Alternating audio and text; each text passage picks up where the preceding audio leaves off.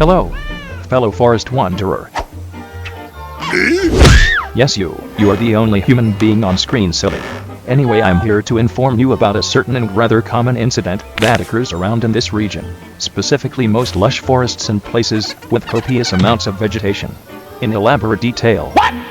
Are you up for it? No! I will make you a few hundred sandwiches. Yes! That's a good lad. So today, I am going to discuss with you what wildfires are. Very well! This is just to ensure that you know what will cause wildfires, so you will avoid burning the place down. No! Alright. So, a wildfire in general is basically a catastrophic event involving widespread fires that consume combustible material like vegetation. It can be caused by either natural means like lightning or human activity. According to certain sites, like Aviation and Fire Management, wildfires are mostly caused by humans. In the US, wildfires are 90% caused by human negligence. The other 10% is caused by natural means. Did you take note of that? Many examples of human negligence include carelessly disposing fresh cigarettes, unattended campfires that are not fully put out, I'm bloody useless! general carelessness, It is good! and even deliberate arson. As for natural examples, there are a few but effective factors that play into setting wildfires. A few examples are lightning and volcanic activity. But there's one more factor that plays a much bigger role to wildfires, that be weather. There are three things regarding weather that contributes to the growth of a wildfire: temperature, wind, and humidity. Before we get into that, let's look at a diagram that represents the three pillars of a fire. Without oxygen, heat, or fuel, fire cannot progress for long. Heavy, what you are doing is both stupid and correct at the same time. Temperature is one thing that sparks fire due to heat.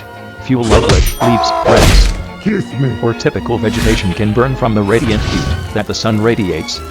Wildfires are more likely to occur during an afternoon because temperatures can reach the hottest degree.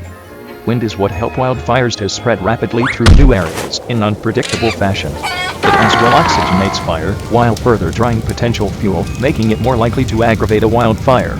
As for moisture, low humidity means drier fuel, high humidity means more water and fuel, making fires harder to spark. This factor basically works against fire. Now, let's move on to the effects of a wildfire. The effects of a wildfire usually concludes to a devastating result. It can serve severe problems for both the environment and on humans who reside near regions where fire outbreaks are prominent. Impacts on the environment can vary, from wildlife and ecosystems meeting their demise to huge acres of land basically being left barren of life. It can be very devastating to many living things. It as well emits pollutants, carbon monoxide to be specific, and it's basically contributing to global warming and the formation of ozone. Although despite the bad reputation, it can give significant benefits to nature.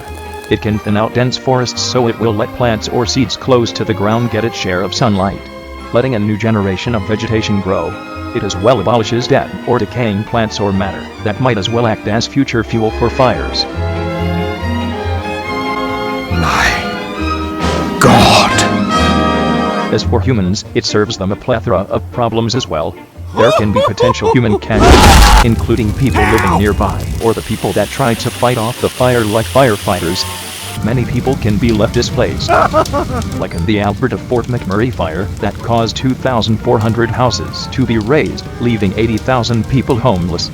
It can be a very costly disaster as well, due to the equipment and people that are being sent to fight off fires, including the property that was destroyed by the fire, and the budget it takes to rebuild them. The fire in Alberta costed for about $4 billion.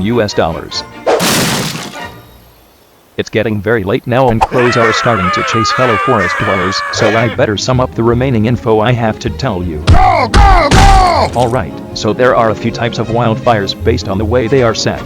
Ground fires are fires that takes place under the soil, usually starting under vegetation or litter.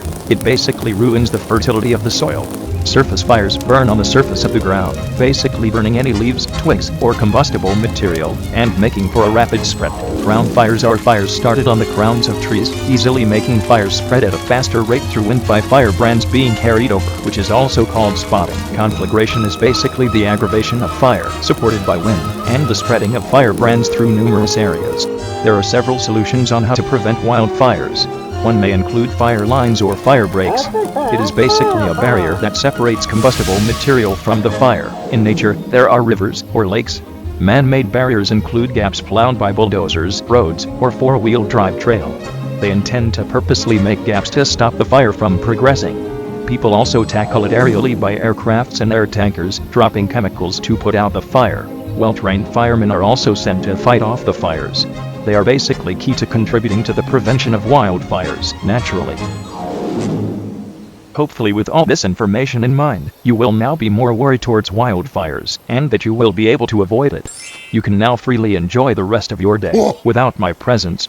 Have fantastic fun.